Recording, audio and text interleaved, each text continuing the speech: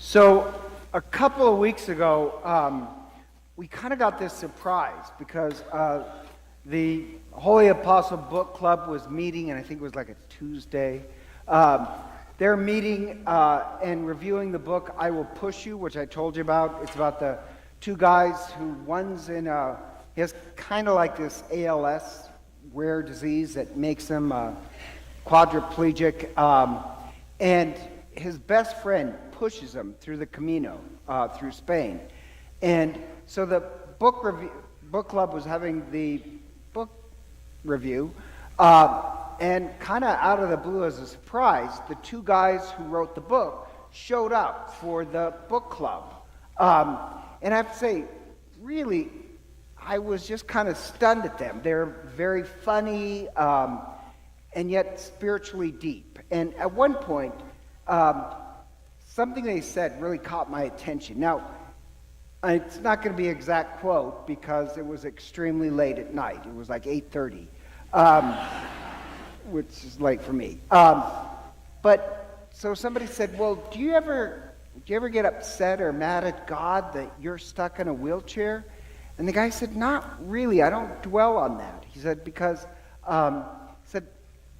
I'm actually just so grateful because I have this great friend who comes to my aid, and I have a great marriage." And he went off and he said, the problem with most men is that most men, they make their wife their best friend, which is good. You should be best friends with your wife. But the problem is, that's a lot to put on your wife's shoulder. That he says, he's in a very vulnerable state, being in this wheelchair. And he wouldn't be able to make it without his friend. And most men, they don't want to be that vulnerable. And most men, very few men really have a close friend that can keep them accountable. He says, with their friendship, they keep each other accountable. And there are things that he can say to his friend that his wife simply can't say. She has to live with him.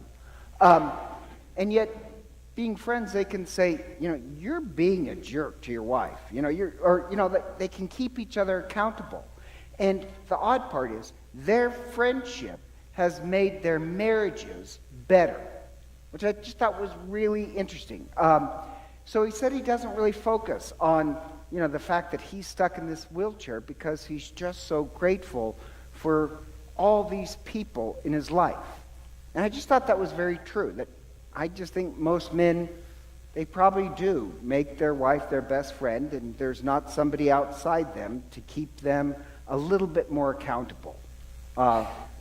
And the same way their friendship made their marriage better, I want to make this analogy that when I hear the gospel this Sunday, it's kind of the same thing. Christ wants to start this church. He's very clear on that, on several chapters in the Gospel of Matthew. He wants to start this church.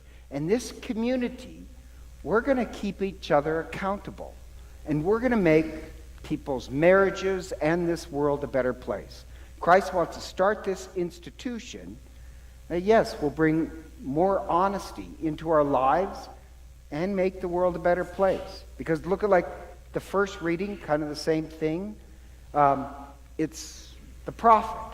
And you have to understand, the country has been lost. They've been hauled off into exile. And God comes to the prophet and says, you have to also understand this. He was a priest. And God is not mad at him because they were very religious. But they were very religious about like what robes to wear and all these little things that don't matter.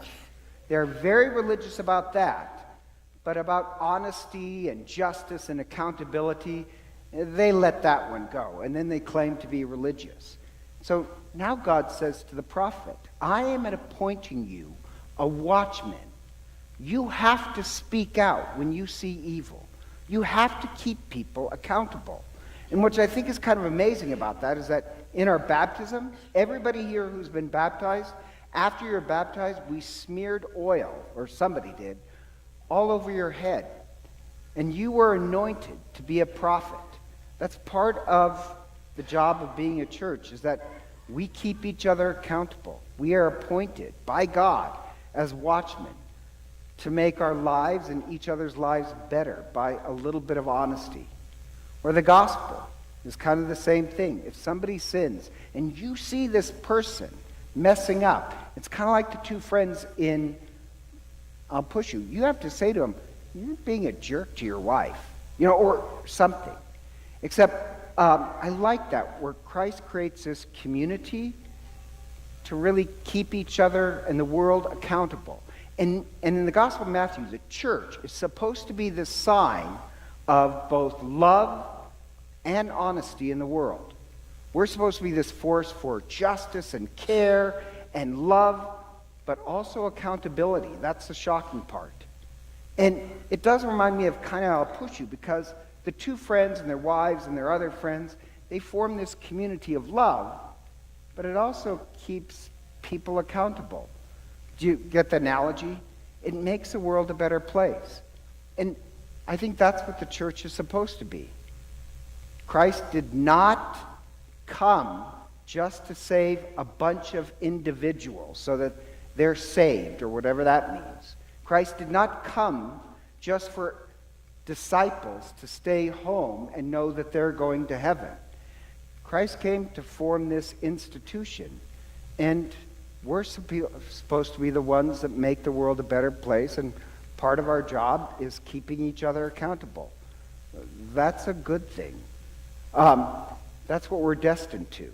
So I kind of like this. Christ gives some rules where he says on this accountability, if you know a problem, go to that person privately. And let's face it, most of us don't. When I'm upset with the deacons, I make sure I tell everybody else before the human beings do that. Christ's rules are, no, you go to that person and you keep it private. If they refuse to believe you, gather 2 or 3 together. And I like the fact where he says, just stick with the facts.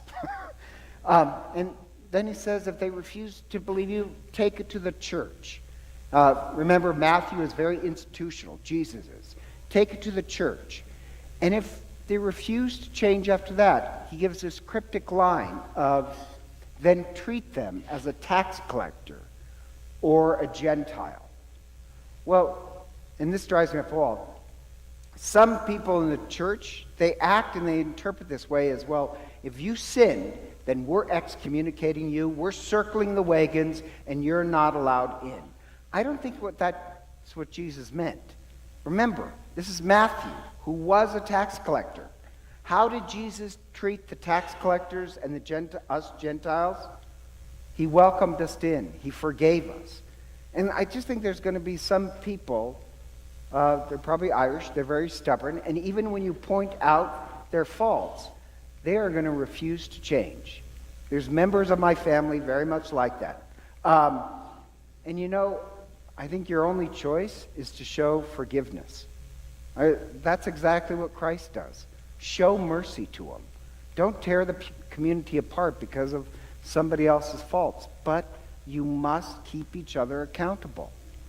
And my favorite line, I don't know if you noticed it, but my favorite, it's kind of this poetic thing he does, where the little phrase, where 2 or 3 are gathered, notice he repeated that. First, there's 2 or 3 who are supposed to keep each other accountable. And when he says there are 2 or 3, I think that's Christ's way of saying, I am accountability. I am honesty. And then he repeats it by saying, where 2 or 3 are gathered, I am in their midst. That's Christ's way of saying, I am church. I love that. Church is supposed to be love and this force of justice, but also accountability. And I want to go back to the original story of I Will Push You. This one guy's in a wheelchair. And remember the opening question is, are you angry at God, or do you ever feel sorry for yourself because you're stuck in a wheelchair? And the guy said no, he doesn't dwell on that. He's just so grateful for, his friend and all these people in the world. I would just want to end with that, just saying, you can look at the world we're coming up on the anniversary of 9/11. There's this huge hurricane that hit Texas, and now this massive hurricane hitting Florida, and you can withdraw and say, the world is a terrible place, woe is us, life is hard. Or you could be like the guy in the wheelchair and say, yeah, life is hard. Life is very hard, but why not be grateful for the firemen who save people's lives, and the cops who put their lives on the line, and the nurses that care for other people, and the community, the institution that is always there when people are suffering. I like that attitude a lot more. We are church, we're supposed to be this force of justice and love, but also accountability. And rather than be overwhelmed with the problems of the world, why not rejoice in the fact that we have this community, like the guys in I'll Push You? That, I think, is a great example. And so, together, let us stand and profess our faith.